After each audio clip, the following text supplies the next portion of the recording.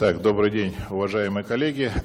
Я думаю, что после того, как в соседнем зале закончится секция, места здесь может всем и не хватить. Поэтому мы все равно должны с вами начать вовремя, потому что время ограничено, информация на самом деле очень интересная. Поэтому сегодня вы присутствуете на сателлитном симпозиуме YAG лазерный витреолизис место в клинической практике. Почему на сегодняшний день на любой конференции в Америке, в Европе, куда бы вы ни пришли, зал под несколько тысяч человек бывает полон, когда рассказывают об этой технологии? Наверное, первое, потому что это массовая проблема. Вторая, потому что эта проблема на самом деле легко не решается.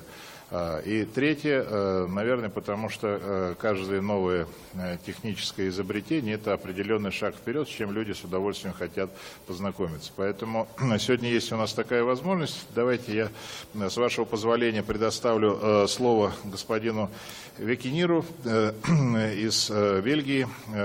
Он нам доложит о YAG лазерном витреолизе, сериальный вариант лечения для пациентов с деструкцией стекловидного тела. Поэтому, пожалуйста. Thank you very much for the introduction. It's a great pleasure for me to be here and to be able to give this lecture.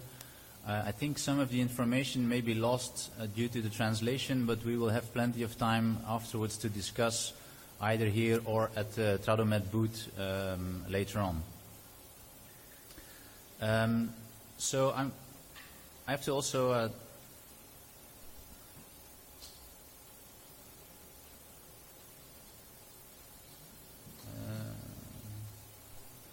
Так, ребят, техническая служба, помогите, чтобы начали слайдики переключаться. Подойдите, пожалуйста.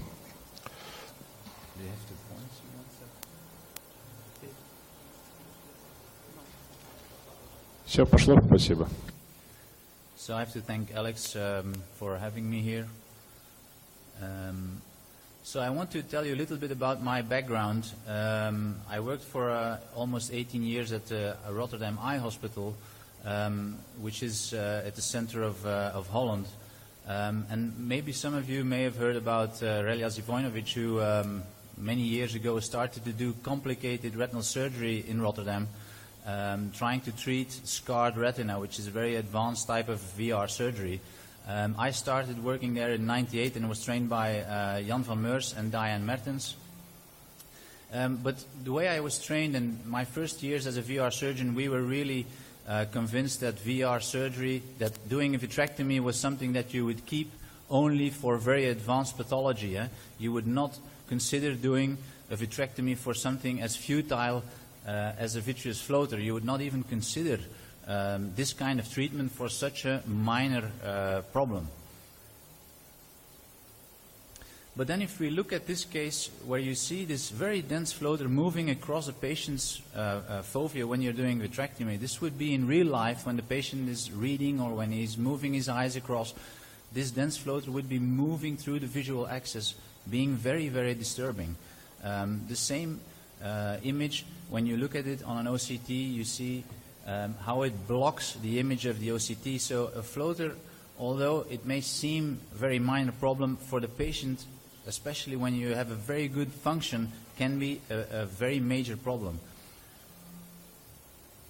Actually, when you see some of the quality of life studies that look at the impact of a floater on the quality of life of a patient, the severity seems to even exceed age-related macular degeneration, diseases like diabetic retinopathy, even colon cancer, stroke, and myocardial infarction have less of an impact on a patient's quality of life than potentially a floater does. So it seems to be a very important issue in a lot of patients.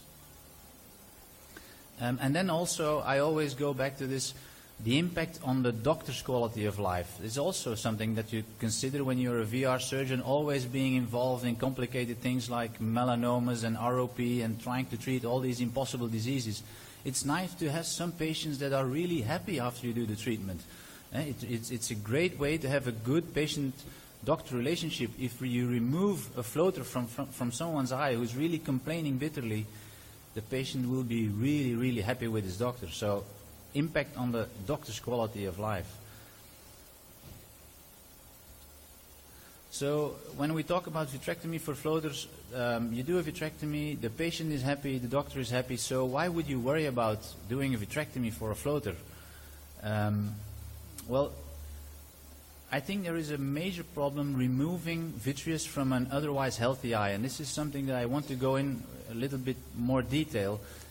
Vitreous in a young, healthy eye, vitreous is a complicated structure composed of cross-linked collagen chains which are inserted into the retina, and it's amazing to think that these chains are always there inside the eye, and when you're looking from left to right, just eye movements, the fact that they do not cause a detachment of the retina is amazing. This is obviously because the collagen chains are interspersed with something that you could think of as a shock absorber, and these are made up of water and sugars, the glycosaminoglycans as we call them. Now, with aging, things change in the vitreous, and the chains become thicker, as you can see here on the. As you see here, as they tend to coalesce, as the chains become thicker, obviously the traction could develop, and also together with the thicker chains, the shock absorber, the glycosaminoglycans, are lost during life. So potentially, there is a problem of traction developing with aging. Now, in normal aging, the chaining or the anchoring molecules that keep the chains attached to the retina, they dissipate. Okay, so the chains are lifted as you age, and this is something that in normal, healthy aging we would call a posterior vitreous detachment. Okay, so the collagen is degrading, but the anchors are lifting, so the vitreous detaches, and there is no tractional pathology in healthy eyes.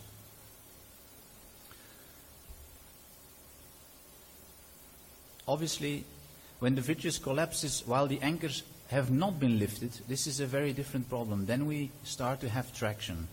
And then you can have all kinds of diseases that we know in vitreoretinal surgery. You can have a macular membrane, premacular membrane. You can have a partial PVD, developing a retinal detachment, retinal tears. So a lot of pathology can develop from a non-synchronized aging of vitreous collagen when the anchors have not been lifted. Okay, so a fundamental issue in this discussion is, when are you going to be pulling on the vitreous? Is it when the vitreous is young and still attached? Or is it going to be when the vitreous is already detached in this age group here?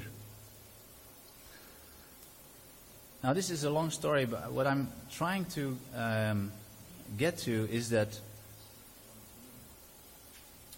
you hear now at a lot of meetings, also at cataract meetings, people are talking about doing a floater-only vitrectomy. Because if you talk about a floater-only vitrectomy, this seems to be non-invasive. You say, I'm just going to do a very little bit of vitrectomy and remove just the floater in an otherwise healthy eye with a formed vitreous. And this is something that we have to be very, very careful about. This is the story that I'm trying to tell you. It's not so difficult with the current technology in vitreoretinal surgery.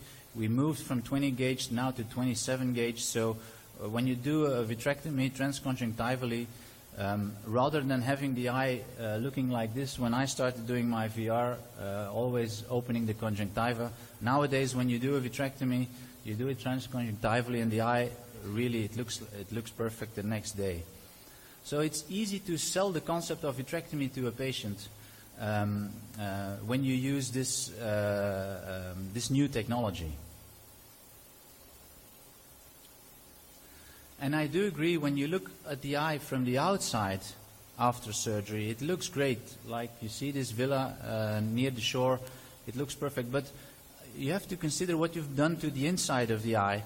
And just to tell you, I think you have made an unstable situation. You have created a vitreous that can collapse prematurely, while, going back to the beginning of my talk, the anchoring molecules of the vitreous have not been released yet. And there is some data on doing a floater-only vitrectomy. All these series are very small numbers, and the follow-up is short. Despite the fact that it's short follow-up, small numbers, you still see that the patient, even after a floater-only vitrectomy, develops the same problems as after another vitrectomy. Is they develop cataract, you see retinal detachments, you see endophthalmitis, and even the problem sometimes is not solved because they come back with complaints after they developed a posterior vitreous detachment. They come back with the complaints that, oh, the floater is back, or even in the beginning, the floater is not gone. So it's not even a completely efficacious treatment. So I think this data can definitely be thrown out. The problem is, how can you study really big data on this problem, on just removing a little bit of vitreous and the impact that this would have on the health of the eye a few years down the road? What is great is that we have big data from cataract surgery. So one of the studies that I want to point out to you, I believe it's Western Australia, over 65,000 phacoemulsification procedures. And then you look at what is the impact of doing a cataract operation that is complicated by the loss of vitreous. Now, a cataract operation that is complicated by the loss of vitreous is the same procedure, or could be compared very well with a floater-only vitrectomy. You just remove a little bit of the vitreous, and then you see what happens down the line. Now, this is big data. This is 65,000, over 65,000 patients. And then if you look at the curve between the ones that needed an anterior vitrectomy because they had a complication, and you look at the incidence of retinal detachment compared to the ones that did not need an anterior vitrectomy, the difference is very, very big.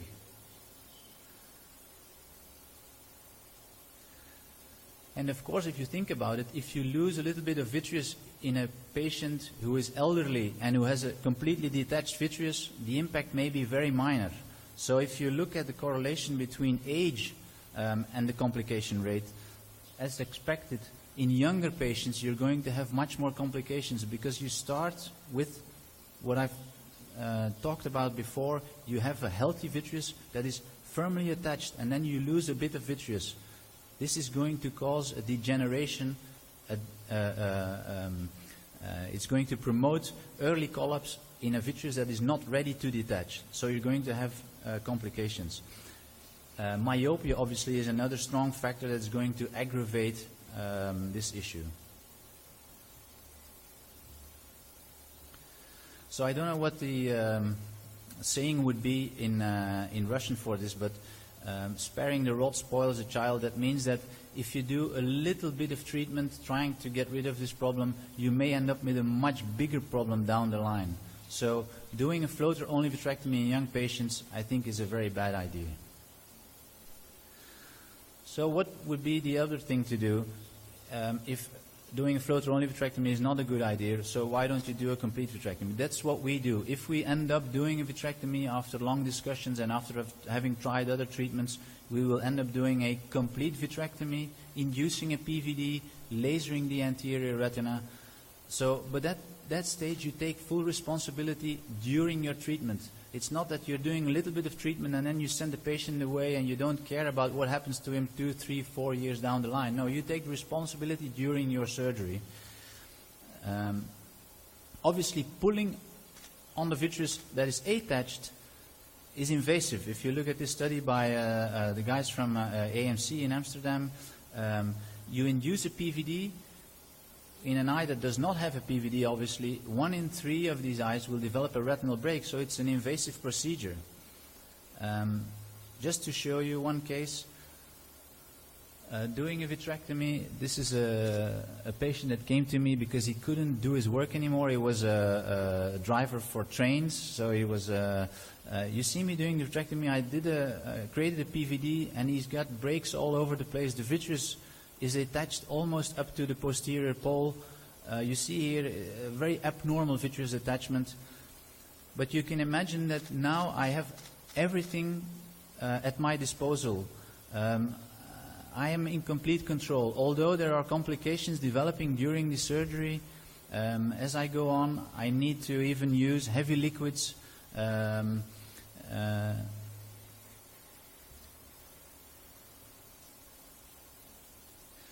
So you even see the retina detaching during my vitrectomy.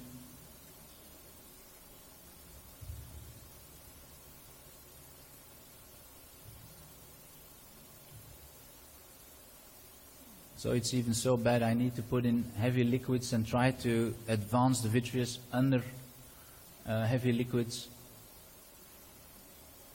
to create a more complete vitreous detachment, staining the vitreous, trying to remove all of it. So very invasive surgery in this case, needing a lot of laser. But at the end of the surgery, the retina is attached and the patient went on to do well. But if you do this patient, you do just a little bit of vitrectomy and you send him away, he's going to have this kind of abnormal PVD, not while he's in your operating room, while you have the laser standby and while you have all the possibilities. No, he's going to have this somewhere. Oh, sorry. So just to ask you, if you compare doing a bit of vitrectomy to having an unstable angina, where would you prefer to have your myocardial infarction? Would you like to have it while you're playing squash, or would you prefer to have it while you're in an emergency unit where you have everything ready to treat you? That's what I'm trying to convey to you, is that when you do a complete vitrectomy, you know what you're getting into. When you're doing a little bit of vitrectomy during the surgery and shortly after surgery, everything looks great. At the end of the day, it may be much worse. Obviously, there are other complications of a vitrectomy. 100% patients develop cataract. You have a risk of glaucoma. You have a risk of endophthalmitis. And then there is this issue of glaucoma. There is a lot of discussion about this. There is a few papers out there about the impact of doing a vitrectomy long-term on the risk of primary open-angle glaucoma. We are still waiting for long-term data, but there is definitely an issue because vitreous, although it seems to be just a mass of gel that's not doing a lot, it consumes oxygen. And when you remove the vitreous body, the oxygen tension and the free radicals are going to increase inside of the vitreous body.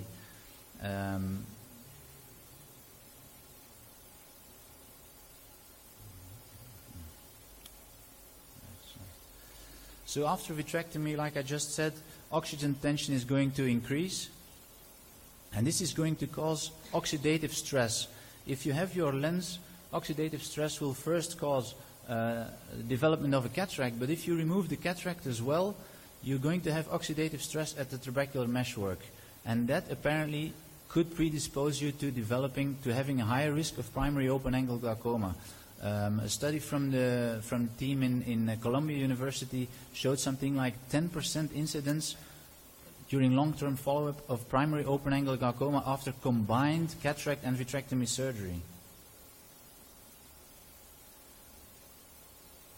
So there's a lot of issues with doing a vitrectomy for a floater.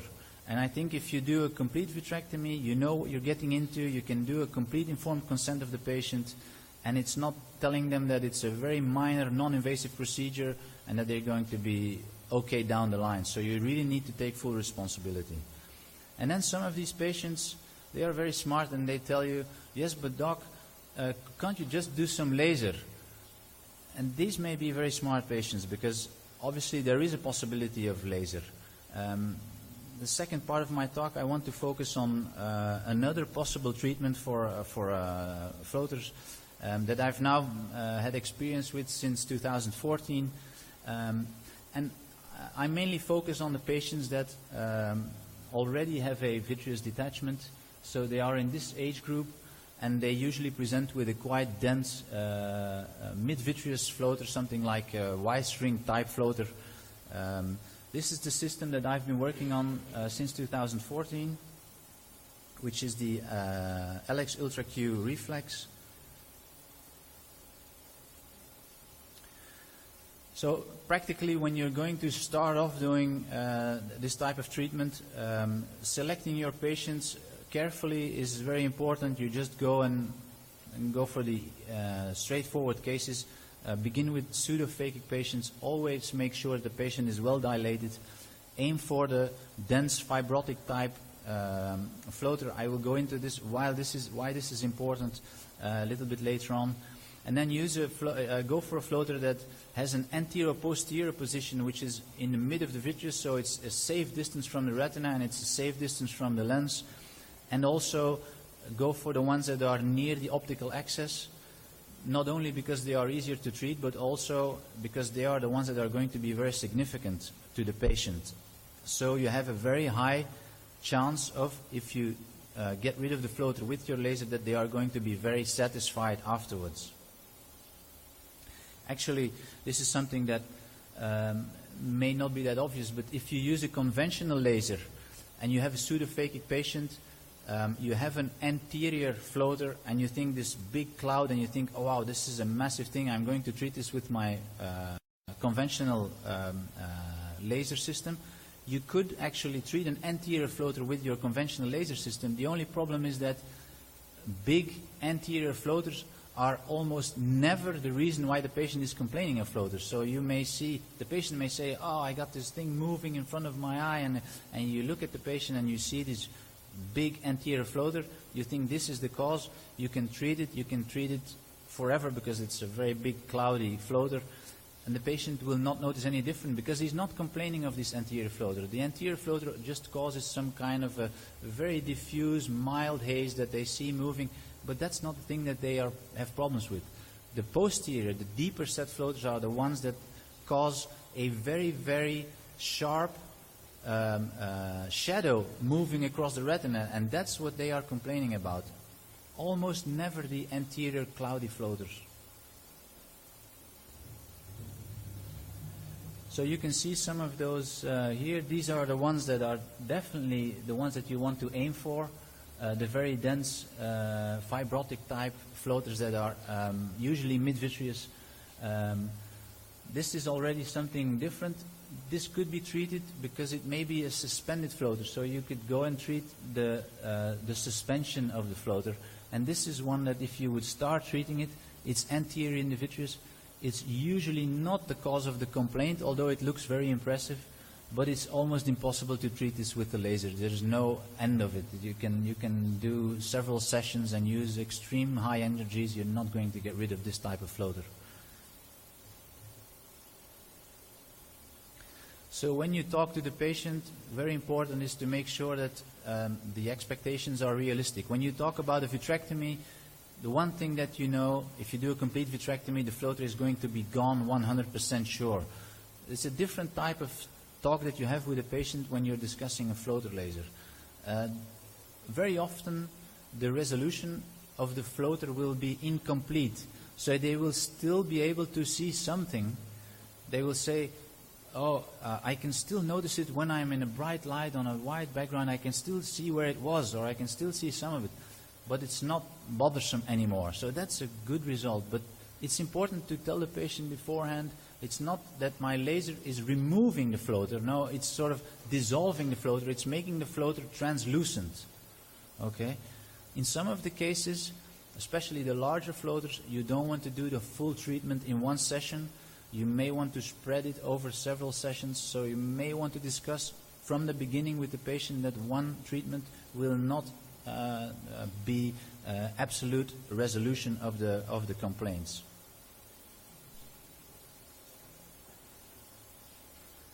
Equipment, I will talk about this shortly. Maybe afterwards we can discuss this at the booth if more questions are there. The light source, the angle through which you see, the angle through which your laser treatment is being given have to be in the same optical plane. So there's a lot of discussion about this. A lot of people are saying, I can treat it with my conventional anterior segment laser, and it's impossible. It's just physically impossible to treat a deep set floater with an anterior segment YAG laser. It's just optically not possible. So you need an adapted system for this. There's a lot of lenses on the market. Karikov lens 21 is useful for many of the cases. I have now, I'm very happy using this lens, which is a little bit better for the ones that are just slightly off axis. It gives a very clear image. So this is now the lens that I'm mainly using. And then there is the question of energy. So if you're used to treating posterior capsulotomies, I think you use energies up to 1, 1.5, depending how old your laser system is. Maybe you go to 2 or 3. But if you're treating floaters, especially the ones that are useful to treat, so once again, the ones that are a little bit deeper into the vitreous, you're going to need a lot of energy. So anterior floaters, which I think often do not need to be treated, you could start treating them with something about 3 millijoules. If you go deeper into the vitreous, very rapidly you will need 6 or even higher. I'm not saying that the YAG laser is not doing anything when you're using at lower energy. It's very important to use high energy because you are not doing like the capsulotomy. You are not cutting a membrane. You are changing the physical properties of the target that you're treating. So you're treating a condensed collagen strand, which is a floater, and you're not cutting this into little pieces because the patient will say, oh, okay, I used to have this one thing and now I have 1 million of them. So that's not what you want to do. The high energy is needed because you are lysing the floater. You're not cutting it up into different pieces. So this is a different concept of treatment. So we can show it later on at the booth because there's a very nice setup to test it. When your energy is effectively dissolving the floater, you will have two things. You need a clear flash of light, which depending on how you're looking with the Alex system, you will not see because there is an occluder at the time that you're firing. So you'll, for 1 second or for one moment, you will not be able to see. So the optical breakdown you will not see, but it's happening. You can see it on the videos. And what is happening is the solid phase of the floater is, for a moment, turning into a gas phase. So if you are using a low energy and you see that something is happening, you see the floater moving when you're doing a laser, but you're not seeing clear gas bubble formation, you are cutting the floater. You are not lysing it. Okay, so you really need to see these clear gas bubbles. If not, you have to turn up your energy.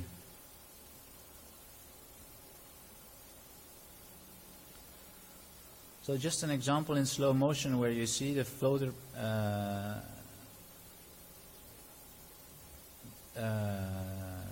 being treated, you really need to see very clear gas bubbles. And the patient will say this. They will say, oh yes, I see these little droplets falling down rather than moving up. So what you're trying to do with the YAG floater laser, you're trying to get this cone of YAG laser energy into the mid-vitreous. There are some issues with this. Like I said in the beginning, you want a patient with a well-dilated pupil. So some media opacities like radial keratotomy can cause a problem with good visualization and with making sure that your energy is being delivered to the right place. The same can be an opaque capsule. Obviously you can treat that with your YAG laser before you go to treat the vitreous, but this can be one of the more challenging treatments. And then more and more of these patients are getting multifocal IOLs, especially the diffractive lens systems. You will have 2 focal points, which can be a little bit difficult to deal with in the beginning. I've treated several of these patients. It works well, but you really have to get used to the fact that the place where you think your energy is going to be delivered may not be the place where the aiming beam is actually showing. So this is something that would not be the ideal case to start with. As you're getting used to the system, as you've had some very happy patients, you can start and broaden your scope of patients that you're treating. You can start even treating patients with multifocal IOLs. It works also in these cases. So back in 2014, we did a study on the effectivity of floater laser. We looked at visual acuity, quality of life. Visual acuity in floater patients is not a very useful outcome because usually they see perfect before and they see perfect after. I mean, EDTRS, visual acuity, not very useful. Quality of life is very important. And then from the literature, there was some reports that stray light is very important. It's possibly the reason why patients are complaining of floaters, because they have an increase of stray light. There was a study also showing that doing a vitrectomy has its effect because of decreasing stray light. So we also looked at this in our floater laser patients. And then obviously we looked at safety, usual retinal impact, lens impact. Another thing that has been reported from when they started doing floater laser was the elevated IOP. So we also looked at this in our study cases, and we included I think 76 patients after informed consent, after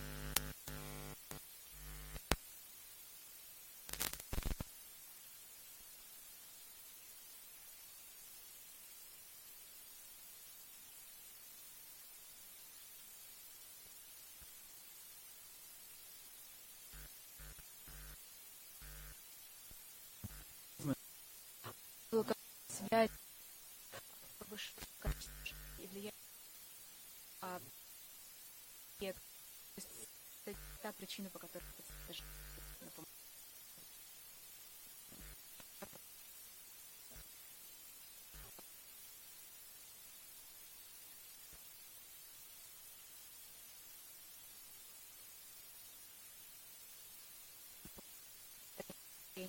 хотела.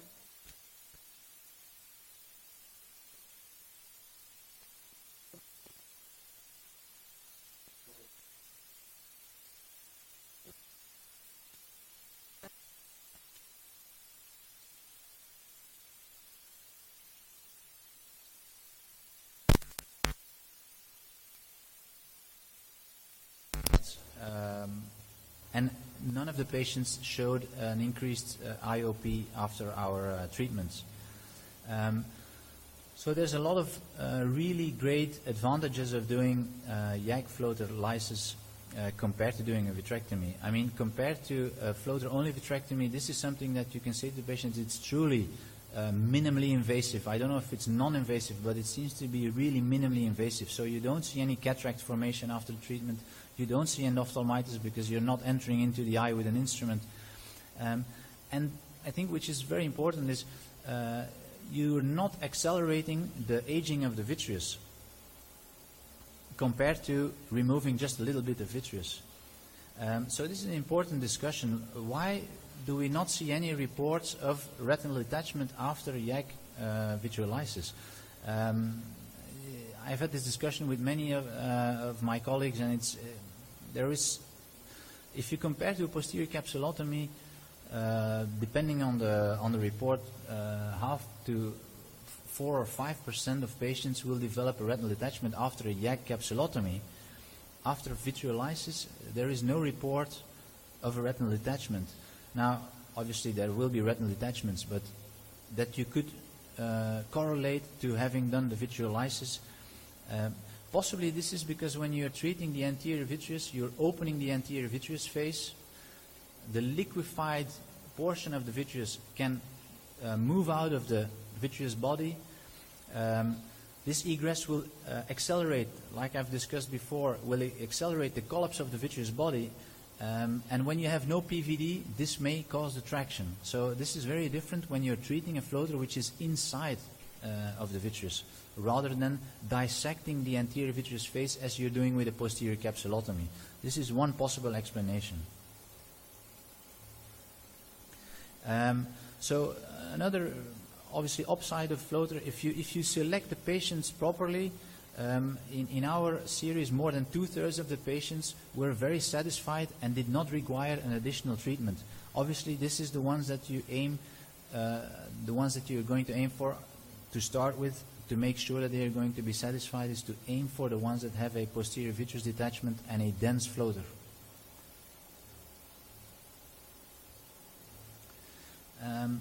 Another, I think, great advantage is that you don't need this operating theater with a lot of very heavy hardware, like in a vitrectomy, with an immense amount of disposables that you're going to throw away after each treatment. You need one laser system that you're going to be using for forever. You need a lens, and that's it. So it's a very lean and green treatment. Potential downsides of the treatment are obviously, although evidence is accumulating, there are some papers out there starting to report good results. In general, it's an underreported treatment for this pathology. So we have to keep reporting the results, which is, I think, very useful. And then, depending on which setting you work in, it may be not very rewarding if you're used to doing a vitrectomy and then the insurance company pays you very well for doing a vitrectomy. Doing a laser may be less rewarding in that kind of rewarding way to speak, less rewarding treatment than doing a vitrectomy. Another issue I think that you have to think about, and we will have a look at this at the booth, is that the doctor's safety rather than just the patient's safety. If the treatment is going to take quite a while, 15 minutes or even more, and you're doing several of these a day, you have to watch out the way you are positioned at the laser, then make sure that your back and your neck does not strain after doing this treatment.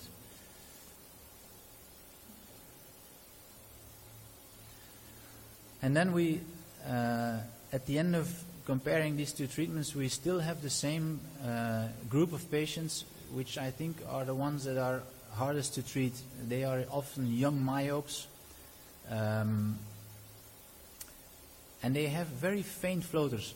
They complain bitterly, and you get them into the office and you try to examine them, and you can hardly find the floater. It's very faint, but it's definitely there. This is not the kind of patient that you're going to start treating. It's the one that, as you get more accustomed, you may consider treating. But whether you choose for a laser treatment or for a vitrectomy, these are the ones that have a high risk of complication. Okay? And the treatment, whether you take laser or whether you take vitrectomy, I think still is not where it should be. I think there is still a progress to be made. Okay, so these are the young myopes are still the ones that are difficult to treat, whichever treatment you propose to them.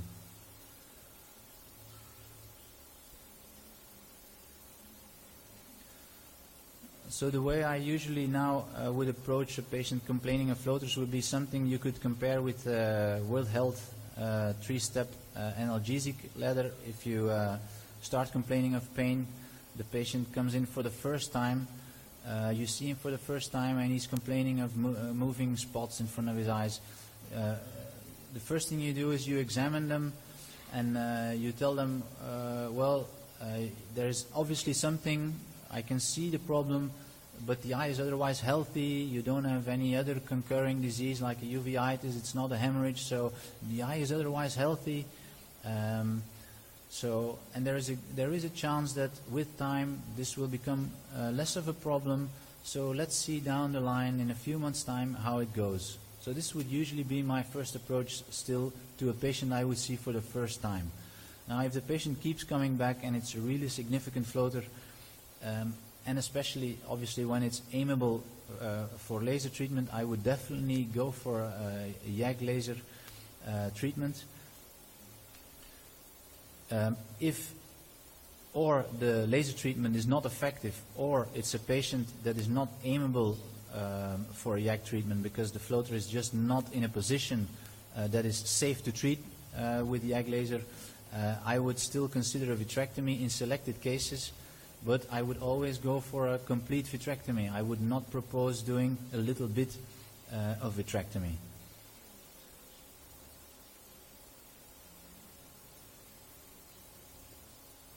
Okay, so when considering a vitrectomy in these patients, have a good look at the state of the vitreous. So if the vitreous is detached, obviously, I think whichever treatment you do, whether you do a vitrectomy or you do a floater laser, it's going to be safe and effective. But